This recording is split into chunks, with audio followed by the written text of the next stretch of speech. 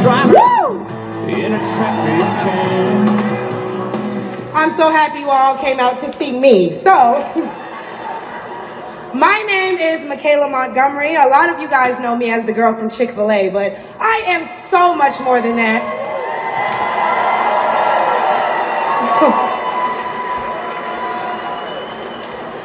Yo, what's going on in America and the rest of the world? Xander J. Hobson here, comedian, director, and producer of boxing documentaries, and troll to those who need troll. This here is another episode of The Devil's Advocate, brought to you by the Brilliant Artist Movement. Folks, do me a favor, I'm trying to grow the platform, so please subscribe, like this video, share it, and by all means leave a comment in the comment section, because I love checking out the feedback from these videos that I make, as well as exchanging opinions and points of views with you all. So anyway, as you can see, right, I'm sitting here right in front of my presidential wall. And I don't have this presidential wall because I'm such a patriotic American, which I am. But the main reason why I have this patriotic wall is because this is every president who has been in office since I've been born in 1968. So anyway, right? Who is this slick talking young lady who goes around calling herself Michaelah Montgomery? Let me tell you something. I ain't seen nobody talk that slick to a crowd of people since my main man Cyrus. Let's see what she talking about.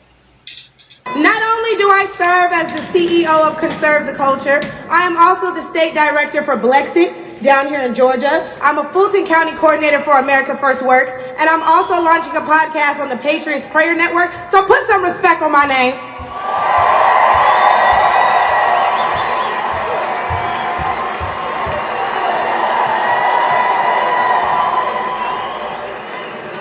Now, why don't we jump right into it? See, as a young single mother, I can tell y'all that rent is too damn high. I can tell you that as a young black voter, groceries are too damn high. And as an American citizen, period, seniors like my parents should never have to choose between medicine or food. It should never be the quality of life versus the quantity of life. And I don't want to hear, oh, but we capped the price of insulin and lowered the price of all these medicines. Yeah, but you raised the price of everything else, so it's about time to start telling the truth to Americans and let them know exactly what they're signing up for if they want to vote for Kamala Harris.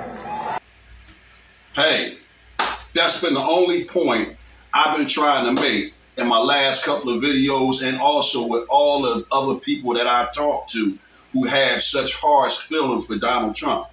Hey, the Democratic Party has failed African Americans. Now, I'm going to say this, right? I am an American citizen, but I'm an American citizen of African descent, first and foremost. And my primary concern is, what is black people going to get out of this? Hey, let's get back to our little sister, Michaelah Montgomery.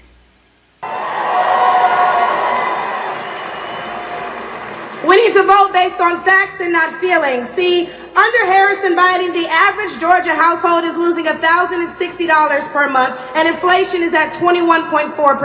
And due to the war on energy, average gas prices have reached record highs for the state. We also did a poll, and 80% of us black Americans are not happy with the current state of the economy, so I'm going to need 80% of y'all to vote accordingly in November. They love me, they really love me. The left wants you to get in your feelings about things that have been said, but I want you guys to pay attention to what has been done. They don't want to talk policy. They just want to use propaganda to steal your vote. The left is trying to tout this woman as a savior for the black community, but all she's done is hurt the black community since she came into the game.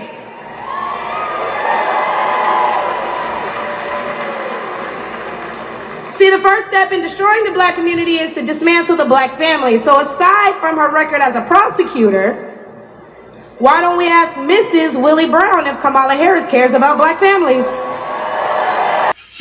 quick FYI for those of you who don't know, what Michaelah is talking about was Kamala Harris's affair that she had with the then San Francisco mayor, Willie Brown. At the time, Willie Brown was 60 and Kamala was 29. And Mrs. Willie Brown is Blanche V. Terrell. I believe that's how her name is pronounced. So that's basically what she was referring to there.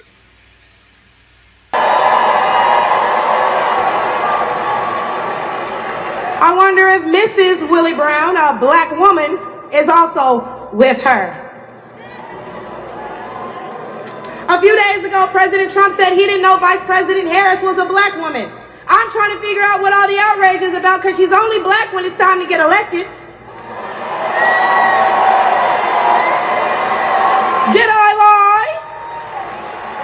The same black people who are mad at Trump for being confused about her race, ethnicity, nationality, whatever, are seemingly forgetting that while you're touting her as a savior for black people, she identifies as an Asian woman. She chose her side and it wasn't ours. When asked if she would ever do anything specifically for black people, she said no.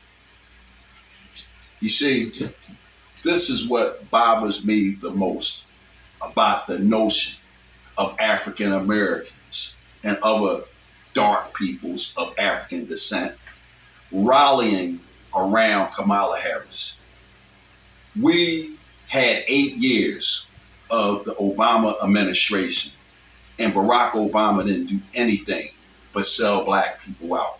And now the notion of a woman pretending to be an African American so that she can sell us out like Barack Obama did, that I think the whole notion of that is utterly despicable. Now, I don't know what Kamala Harris's nationality is.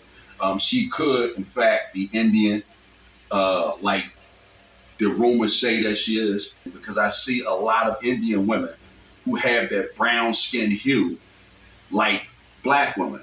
But then again, she could be African American, because one of the things about some African Americans is when they are somewhat ashamed of their African heritage, they will gravitate to whatever culture they feel will deem them acceptance by the right race.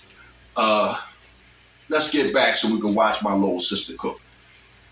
Whereas Trump gave us the Platinum Plan, which specifically uplifted the black community by increasing capital by almost $500 billion, creating 500,000 new black businesses, and would give black churches the ability to fight for federal resources for their communities.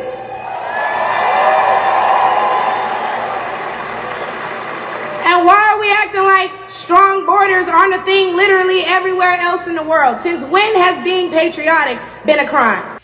When has being patriotic become a crime? Since we got all these liberals in office or positions of authority who have these perverted ideas that has done nothing but ruin a once great country, that's when being patriotic became a crime. See, a few weeks ago at the debate, Trump mentioned black jobs, and a lot of people got in an uproar as if they didn't know what he meant. Well, we go to the polls and cast our black vote. We go to the stores and spend our black dollar. We live in our black community, but for whatever reason, we draw the line at a black job.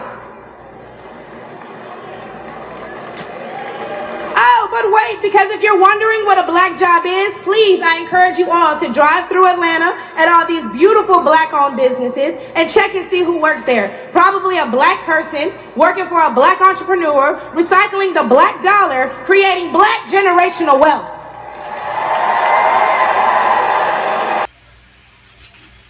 As far as I'm concerned, that's the mic drop right there.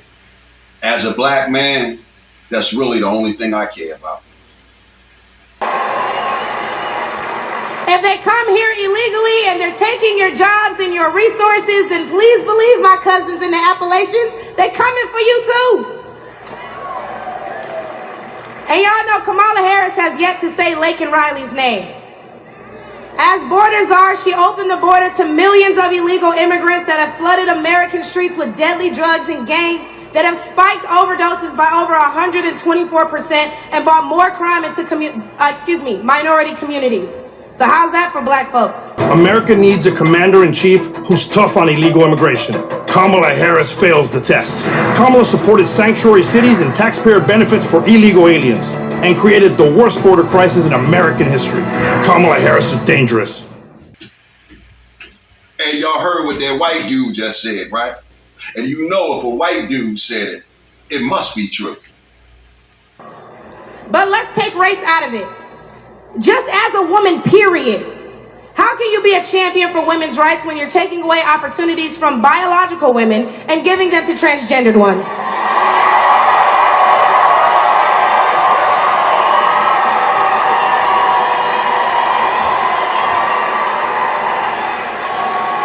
I'll wait, y'all, because I wasn't done. See, how can you promote equity for women and you're allowing men to play in women's sports?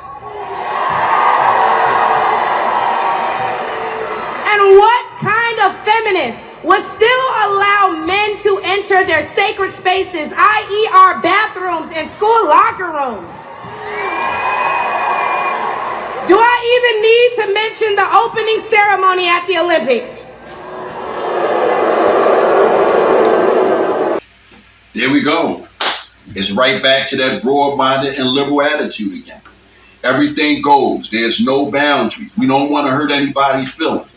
Now, if you don't see anything wrong with that opening ceremony at the Olympics or men competing in women's sports or using the women's restroom, you know what? You're too far gone and there's no helping you. Or the fact that Angela Carini was forced to fight a man and told us that she's never been punched so hard in her life. We cannot allow dangerous liberals who think things like this are okay into the White House, because my daughter will not be fighting a man at her wrestling match.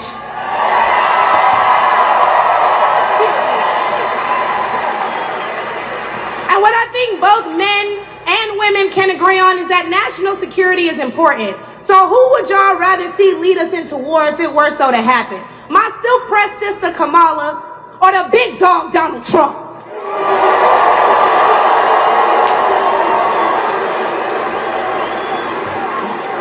And lastly, I cannot get up here without mentioning my farmers, the backbone of this country. And aside from the Biden-Harris administration hurting you guys in ways we can't even comprehend by the rising cost of everything, black farmers suffered even more due to the delays associated with the Inflation Reduction Act signed in 2022. Now, don't let the Biden-Harris administration fool you, because they waited until the 9th hour to sign off on disbursements as a last-minute attempt to garner support. But why would they hurt the agricultural industry? Probably because they're looking forward to making more money in the pharmaceutical one.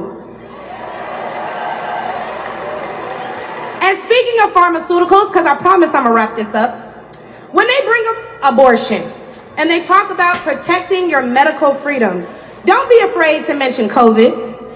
The Biden-Harris administration forced Americans to take an experimental vaccine and took away their jobs, their livelihoods, and their freedoms if they refused. Trump gave us a choice and Biden gave us a mandate.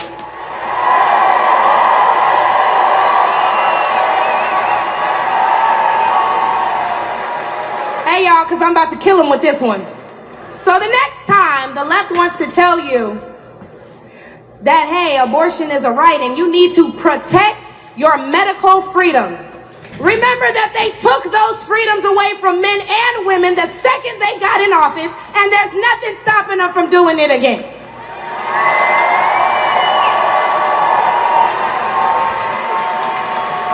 Clock it. So lastly, again, I'm going to encourage you all to vote based on the facts and not feelings. Oh, he made me feel so bad when he said that. Okay, but they hurt your families when they sent all your tax dollars overseas. Oh, it hurts my feelings when he acts like that. Okay, but it hurts all of us when you see an administration failing their country that they were elected to represent. In which case, I'm going to leave y'all with, hey, mama, daddy, I made it.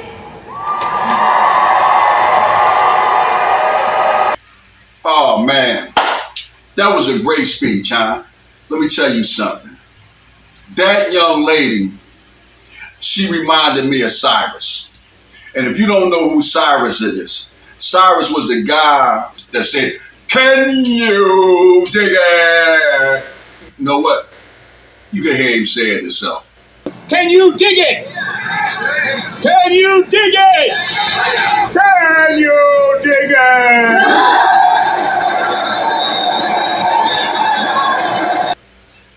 But at the end of the day, I know Michaelah, Montgomery's parents, they got to be proud of her. I'm proud of her. And there's really not a whole lot more that I could say from here on out. But when you go to the polls to vote, make sure you make the right decision based on the facts. And now that I got that out of the way, I'm done with it. Bam!